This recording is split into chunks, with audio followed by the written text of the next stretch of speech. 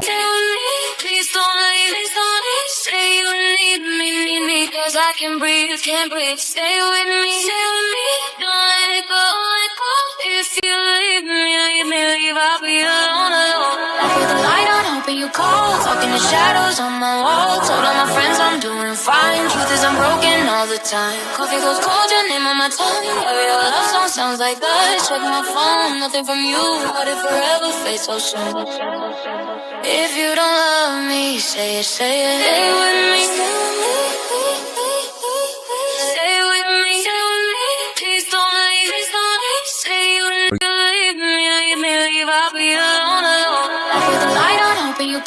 Talking to shadows on my wall. Told all my friends I'm doing fine. Truth is I'm broken all the time. Coffee جايت لكم تاني. وانج بقى مسك شعر الولا كده وخلاص شكله اتجنن خالص، والواد مهما يضربه وانج مش بيتحرك. وانج خلاص بيديله البوكس الاخير وهو بيكون مفكر ان هو مات. بيقف شويه كده وفجاه بيلاقي الواد فاق تاني. يخرب بيتك يا عم، انت مش بتموت ولا ايه؟ بس بعد ما بيفوق بيتحول تماما، شعره بيتحول ابيض ووشه بقى اتغير 180 درجه وقوته زادت اضعاف مضاعفه. وانج يا دوبك رمش لا الواد قدامه. وانج بيقول ايه السرعه دي كلها؟ الواد مسك وانج يمين وشمال وعينك ما تشوف الا النور يا عزيزي المشاهد. وانج بقى بيجري من هجماته ومش عارف يعمل اي حاجه، والدميه بتهجم عليه برضه. وانج شغال جري بس وانج بيمسك راس الدميه كده، بس الواد بيكون رابطها بحبل وبيسحب الدميه، وانج بيكون ماسكها وبياكل وانج العماير حرفيا. وانج خلاص وكسر بيه الجدار، وانج بيفتح عينه لقى قدامه والواد حط عليه 3 اختام ووزنهم كبير جدا انه يحاول يقوم بس مش عارف. الواد بيجهز الختم التاني وبيهجم بيه على وانج. الختم بينفجر في وانج والمكان بيولع من قوته. شوان بقى بيبقى شايف كل ده وبيبقى مبسوط على الاخر، والواد برضه بيبقى واقف منشكح بيبص بقى على النار. بيبص للنار كده لقى خيال واحد بينصدم كده، وفجأة لقى وانج ما حصلوش اي حاجه. وانج بيكون معاه حديده حامى نفسه بيها، والواد بيقول هي الحديده دي جت منين؟ وبيكون مرعوب. الواد بقى بيهجم على وانج، وانج بيقطع الدميه بتاعته. وانج بيهجم على الولد وبيمسك الحبل بتاعه. والواد بيحاول يشد الحبل بس مش عارف من وزن وانج ولا اختام اللي عليه. وانج بيسحبه هو الحبل وعينك ما تشوف الا النور. وانج اخيرا بيديله الضربه الاخيره وبيتكسر الجدران بالولا. وانج بقى اخيرا انتصر في القتال وهو مش قادر يمشي حرفيا، وبيعافر انه يطلع علشان ينقذ شين. وشوان بقى شاف اللي حصل وبيتفق هو والمساعد بتاعه على الخطه. وبعدها وانج بيطلع وبيلاقي الواد ده قاعد مرعوب. وانج بيقول فين شين؟ قال له في الاوضه ديت. وانج اول ما شافها اتبسط جدا ودخل علشان ينقذها، بس اول ما شال لزق من على بق شين. قالت له في قنبله تحتي هتنفجر دلوقتي. وبعدها شوان بيظهر من بره الاوضه وبيقفل الباب. وانج بيبقى مش عارف يعمل اي حاجه، بس المكعب بيقول له اقطع الازرق والاصفر. وانج بيطلع الخنجر من الفراغ وبيقطعهم بس مش بيحصل حاجه. وانج جت في باله فكره، نقل القنبله جوه المكعب. وشوان بيبقى مستغرب هي ما انفجرتش ليه، وبيقول لي شين انا مش هسيب حاجه تحصل لك تاني، هسقف لك يا ابني. بس بعدها بلحظات القنبله بتنفجر وانج حس بألم مش طبيعي وكأن القنبله انفجرت في قلبه. شين بتكون زعلان عليه جدا، بس وانج بدأ يفوق ومش مصدق عينه. ولحظات من الرومانسيه يا صديقي، بس يا فرحه ما تمت. الواد ده ظهر من العدم وخد شين ومشي، وهو نفس الشخص اللي ظهر لاخت البنت اللي كان وانج بيقتلها. وانج ما كانش فيه طاقه حتى عشان يشتمه. وانج بجد زعلان على حبيبته اللي راحت ومحروق جدا وبيعيط بدل الدموع دم. والواد بياخدها ويمشي، وبنتبع عند وانج واقف زعلان وبيكون متضايق جدا علشان حبيبته اللي راحت منه. وحتى المكعب مش بيرد عليه. هو الفراق إذا ما كنت أعرفه لا شيء يشبهه في شدة الألم. كل الجراح إذا أدويتها برئت إلا الفراق فجرحه غير ملتئم. وبيبقى واقف مش عارف يعمل ايه، وبتيجي عربية من وراه وبينزل منها واحدة وبتقول أنا عارفة مكان شيا. وانج بينصدم وبعدها بتكمل كلامها وبتقول له الكلام هنا مش هينفع وقالت له تعالى في مكان تاني. وفعلا بيدخلوا المكان ده وبيقعدوا، وبتقول له تعرف تقول لي ليه الناس اللي قوتهم غير طبيعية محدش بيعرفهم؟ قال لها تقريبا علشان بيعرفوا يخفوا قوتهم كويس. بتقول له لا ده علشان احنا بنحميهم زي ما كنت حامياك الفترة اللي فاتت. لا تحميني؟ امال ليه جايبة التلاتة اللي ورايا دول ومستعدين ان هم يطلقوا النار في اي وقت؟ العيال بينصدموا وبيكونوا مستغربين هو ازاي عرف، والبت لسه بتطلع المسدس والعيال بتستعد انهم يقتلوه. وانج بيقول لها انت مفكرة انك لما تطلعي السلاح اللي معاكي وشوية الصراصير اللي معاكي دول هيقدروا يعملوا حاجة؟ انا ممكن اقتلكوا في ثانية لو عملتوا حاجة من اللي في دماغكم. البت بقى بتهدى والعيال اللي معاها كمان، وانج بيشوف الكارت بتاع البت وبيعرف اسمها وبيكون مو وبتكون شغالة في القوات الخاصة الخارقين. والواد اللي معاها بيقول لها انا قلت لك ان التعامل مع الاشخاص الخارقين صعب فيا ريت تخلي بالك. فمو بتقول له احنا حميناك فعايزينك بقى ترد الجميل. وانج بيفهم وبيقول لها عايز انا احرسك. طب واللي معاكي دول؟ بس دول قوتهم ضئيلة. بتقول له ده لو عايز تعرف مكان شين بتقول له هتعمل 3 مهمات، وبتقول له كمان مش هيبقوا ببلاش، ده هتاخد عليهم 50,000 يومان، وهقول لك على مكان شين. ووانج بيضطر ان هو يوافق علشان خاطر شين. مو بتقول علشان تبقى الحارس بتاعي هيبقى فيه اختبارات لازم تعديها يا وانج،